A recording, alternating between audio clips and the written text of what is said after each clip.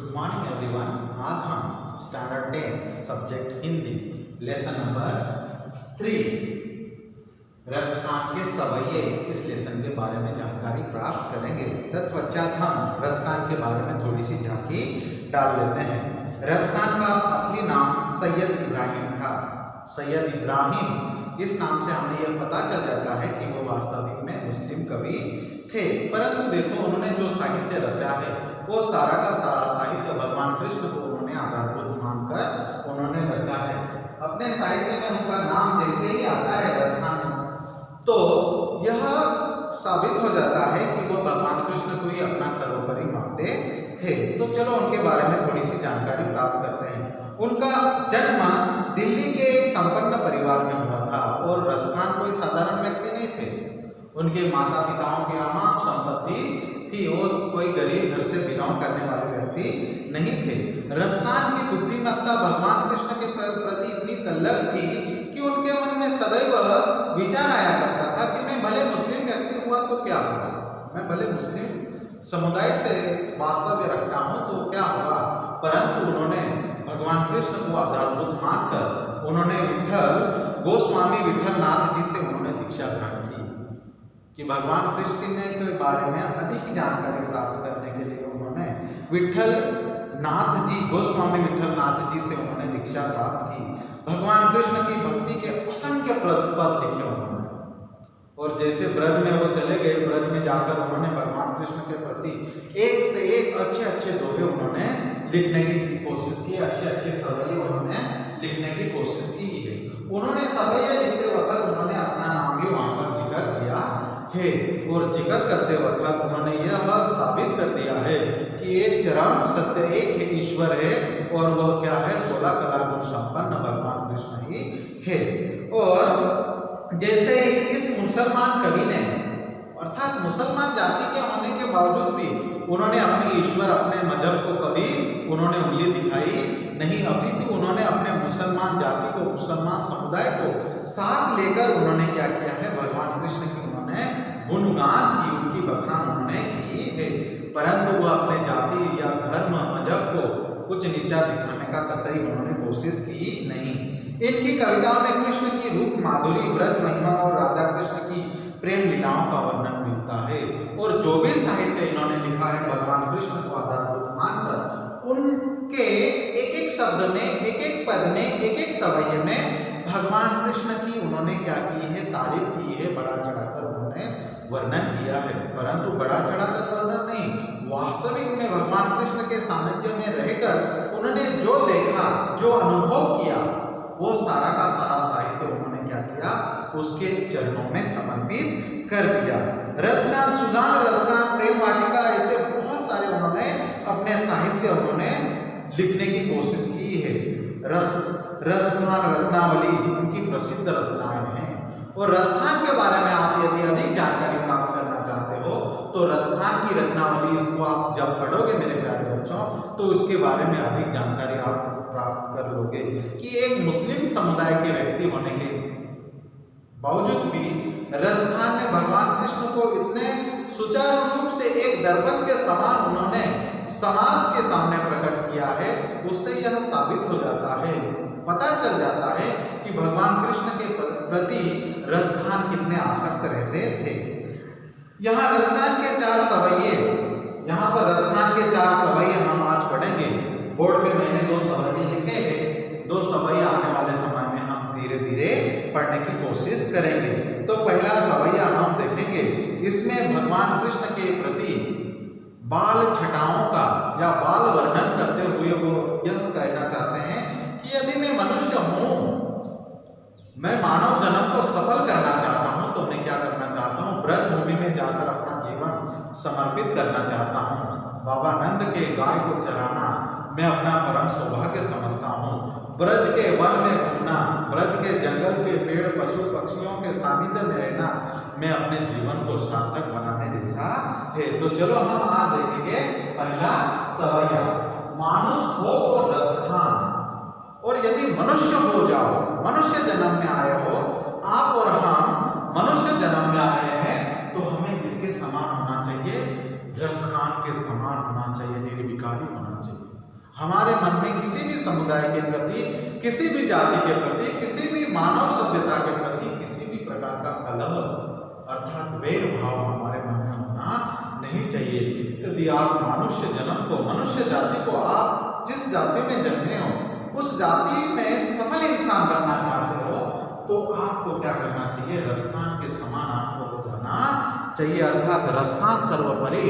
भगवान कृष्ण को आधारभूत मानकर वो कहते हैं, आगे कहते हैं कि बसो मिली गोकुल गांव के गौरन, और मुझे क्या करना है?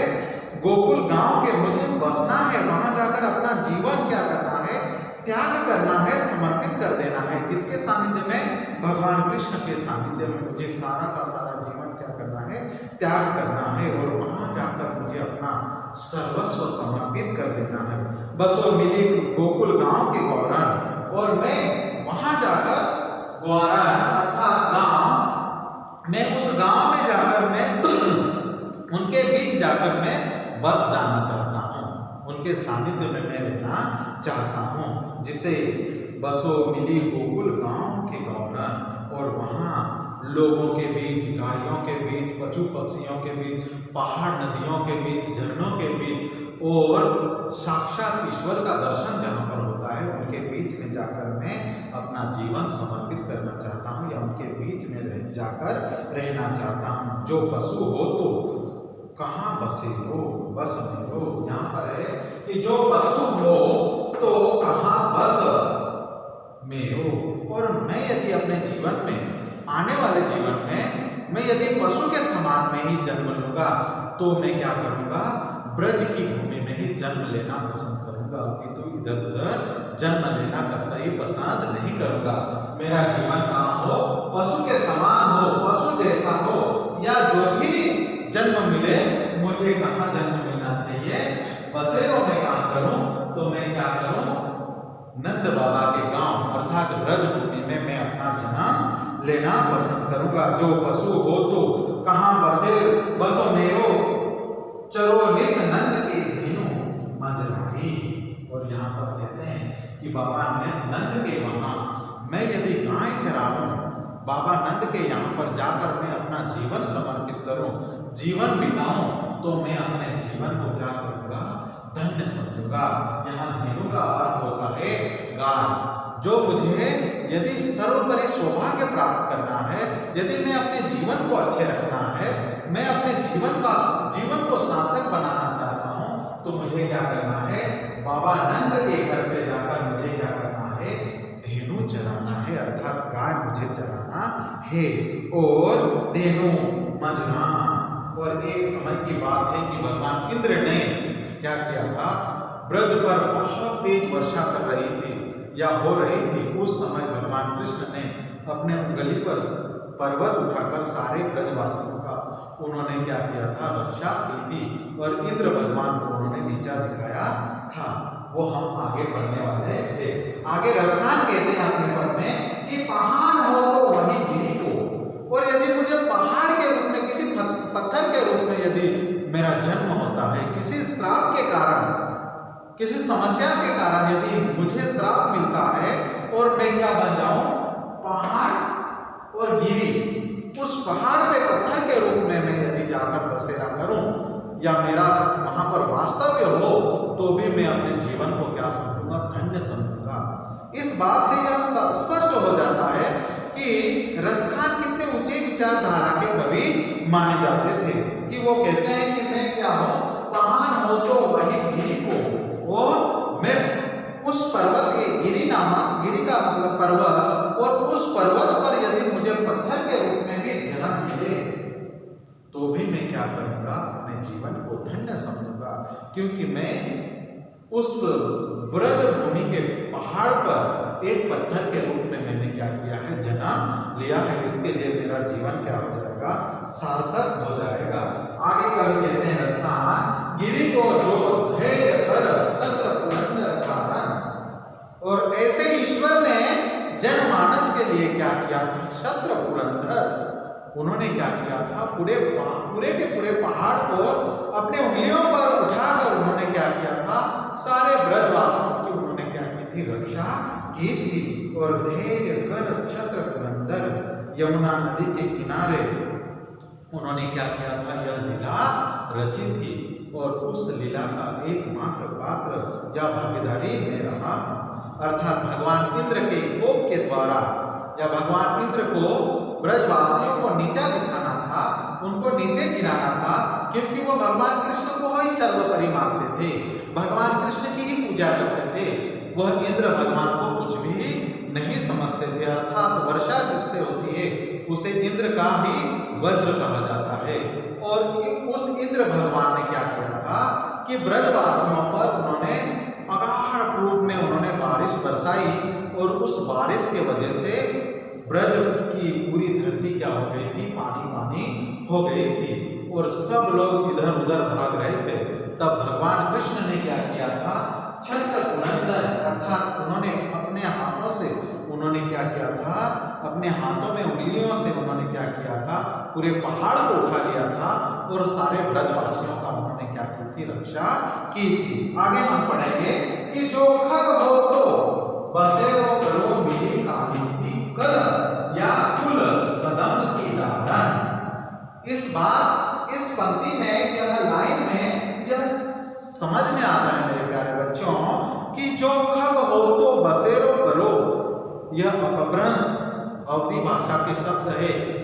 आपको भला समझ में थोड़ी बहुत मात्रा में आएंगे, परंतु आप समझने की कोशिश करोगे तो आप समझ जाओगे मेरे प्यारे बच्चों। जो खग अर्थात मुझे क्या है, खग अर्थात पक्षी। यदि मैं गोकुल के गांव में या ब्रज भूमि में जो वन है, जो जंगल है, उस जंगल में यदि मुझे खग अर्थात पक्षी के रूप में भी यदि मुझे जन्म मिलता है तो भी मैं अपने जीवन को धन्य समझता हूँ, क्योंकि मेरा जन्म कहाँ हुआ है, गोकुल गांव में मेरा जन्म हुआ है। जो खग हो तो बसेरो करो मिली कालिंदी कुल कदम की डारिन या डारन। हम यहाँ पर यह अंदाजा लगा सकते हैं मेरे प्यारे बच्चों कि रसखान जो है, महाकवि रसखान जो है, कितने महान व्यक्ति थे।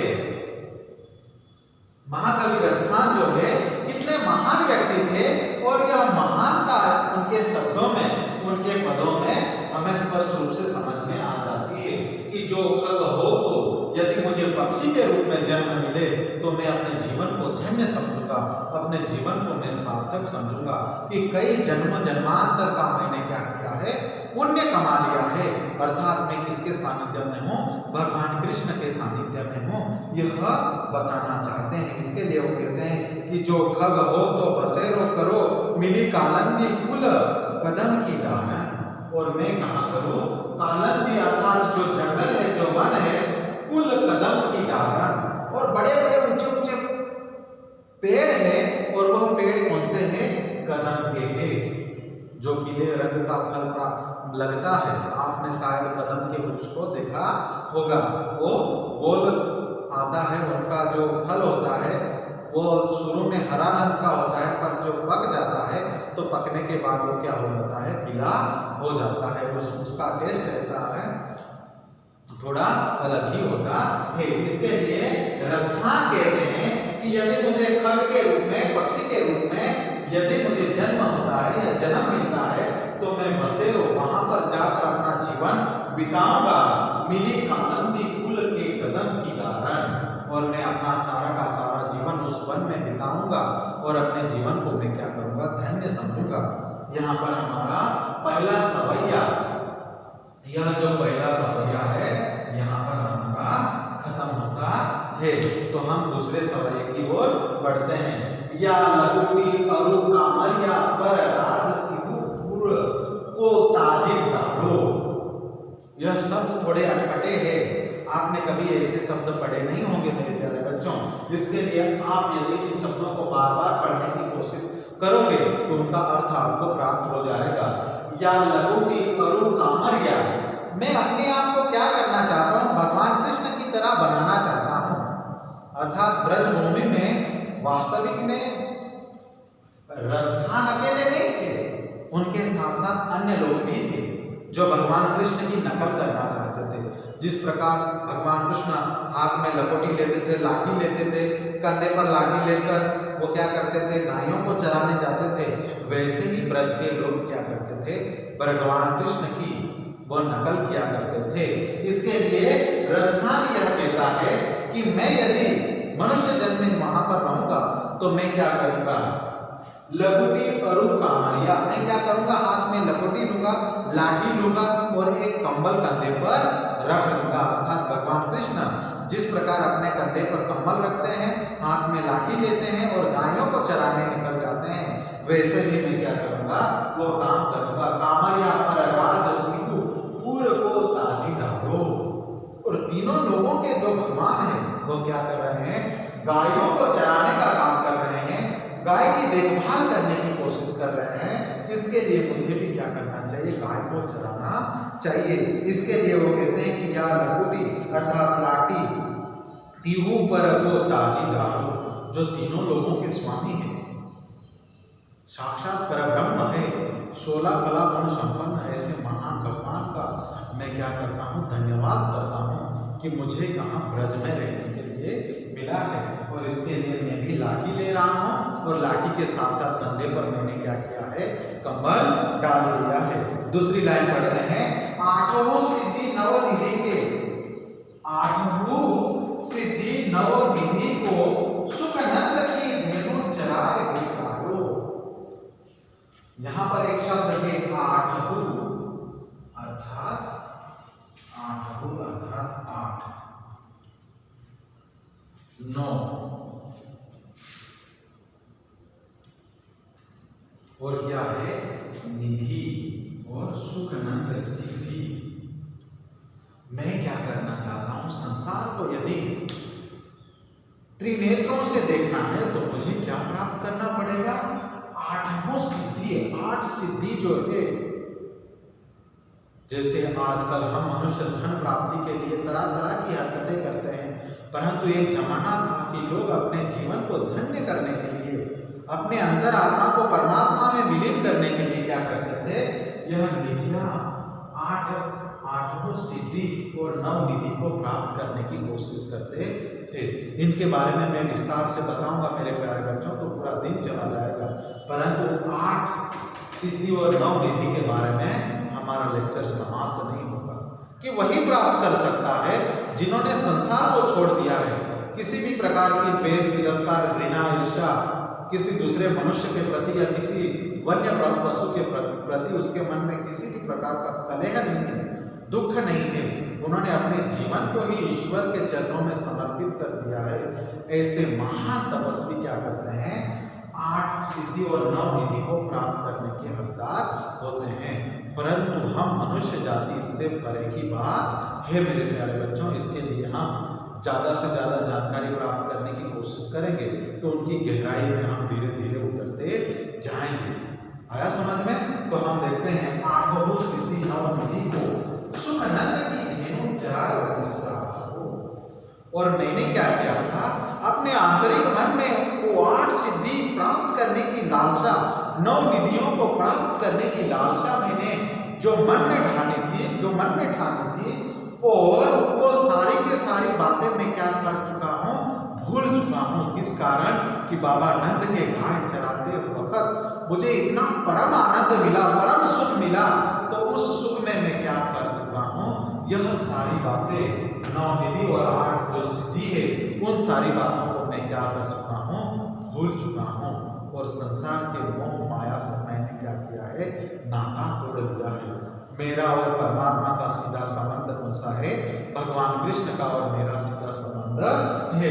इसके लिए सुखनंद की धेनु, और जब बाबा नंद की गाय चराता हूँ तब मुझे परम आनंद मिलता है। ऐसा आनंद मिलता है मानो मैं संसार के सारे सुख बंधन जो भी है, सुख सुविधा सारी की सारी मैंने क्या की है, प्राप्त कर लिए है। ऐसा अनुभव मुझे हो रहा है। किस कारण कि बाबा नंद की जो गाय है, बाबा नंद की जो गाय है, वो चराकर मैंने क्या किया है, सारे संसार के सुखों को मैंने क्या किया है, प्राप्त कर लिया है। इसके लिए मेरा जीवन धन्य है। कि मैं और मनुष्य जाति से अलग हूँ और मानव जाति से मेरा जीवन क्या है, अलग है। आगे रसखान कहते हैं कि रसखान कहो इन आखिर सो ब्रज के बन, और यह बातों से आंख बंद नहीं कर लेते, इन बातों से यह बात स्पष्ट हो जाती है कि कहो इन आखिर सो ब्रज के बन निहारे, और मैं अपने जीवन को धन्य समझता हूँ कि मैं अपने नेत्रों से यह सारा चित्र, सारा दृश्य, सारा माहौल क्या कर रहा हूँ, देख रहा हूँ, और इसके साथ साथ भगवान कृष्ण को ही निहार रहा हूँ। इसके लिए मेरा जीवन क्या है, परलोक के पार अर्थात परमात्मा के सानिध्य में सदैव लगा रहता है। रसखान कहो इन आखिर सो ब्रज, और रसखान अपने विचारों को कब कहाँ खो देते हैं इसका कोई अता पता नहीं है। उनके नेत्रों में, उनके नयनों में तो बस कौन बसे है, भगवान कृष्ण ही बसे है। इसके लिए रसखान कहो इन आखिर सो ब्रज के बन बाग तड़ाग निहारो, जिस वन में स्वर्ण की वर्षा होती हो, स्वर्ण का आलाप होता हो, सब लोग धन लूटने में लगे होते हो, परंतु मैंने क्या किया है, ईश्वर को ही देखने में मैं अपना सौभाग्य समझता हूँ। अंतिम पंक्ति में कहते हैं कोटि को कलधोत के धाम, और जो स्वर्ण का बना हुआ जो महल है, सोने के हरेक आभूषण, सोने के हरेक वस्तु वहां पर रखी हुई है, यदि मुझे वो कोई देने की कोशिश करे तो भी मैं क्या करूँगा, उसको लेना दुश्वार समझूंगा, वो मेरे योग्य नहीं समझ दूंगा। परंतु भगवान कृष्ण का कोई प्रसाद मुझे ला कर दे दे तो मैं क्या करूँगा, हंसते हंसते उसको मैं क्या करूँगा, ग्रहण करूँगा। इसके लिए कोटि को कलधोत, ऐसे हजारों करोड़ों वर्षों के सोने का महल जो है, कलधोत के धाम अर्थात कलधोत के धाम अर्थात सोने का बना हुआ महल, यदि करिल के कुंज ऊपर भरो, और ऐसे राजमहल में मुझे रहने के लिए दे, और सारा का सारा सुख ऐश्वर्य वैभव मुझे प्रदान करे, तो भी मैं क्या करूँगा, भगवान कृष्ण का सानिध्य कतई छोड़ना पसंद नहीं करूँगा, बल्कि मैं क्या करूँगा, उस सोने के महल को क्या करूँगा, हंसते हंसते त्याग कर दूंगा, हंसते हंसते छोड़ दूंगा। और किसका दामन पकड़ूंगा, भगवान कृष्ण का दामन में पकड़ूंगा। देखो यह मुस्लिम कवि, मुस्लिम समुदाय के होने के कारण उन्होंने अपने अल्लाह ईश्वर को कभी छोड़ा नहीं, अपितु उन्होंने क्या किया है कि ईश्वर भगवान कृष्ण को ही सर्वोपरि रख कर उन्होंने अपने जीवन में जो ऐश्वर्य है, सुख संपत्ति है, उसका उन्होंने क्या किया है, त्याग किया है। आगे हम पढ़ेंगे करेंगे कुंजन ऊपर भारो, और हम क्या करेंगे, ऐसे शुष्क प्रदेश में यदि मुझे जीवन बिताना पड़ेगा, मेरा बचा खुचा जो जीवन है करील कुंज के बारों, और ऐसा सूखा निर्जन है वन, या वहां पर रेत ही रेत है, कोई पेड़ की छांव वहां पर नहीं है, ऐसे निर्जन जीवन में मुझे यदि धकेल दे तो भी मैं क्या करूँगा, हंसी खुशी बिताने की कोशिश करूँगा, परंतु मेरा सानिध्य किसके साथ होना चाहिए, भगवान कृष्ण के साथ मेरा सानिध्य होना चाहिए। यहाँ पर पाठन के लिए हम रुकेंगे, आने वाले समय में 2 सवैया हमारे जो बाकी है मेरे प्यारे बच्चों, वो पार्ट 2 में हम देखने की कोशिश करेंगे। धन्यवाद।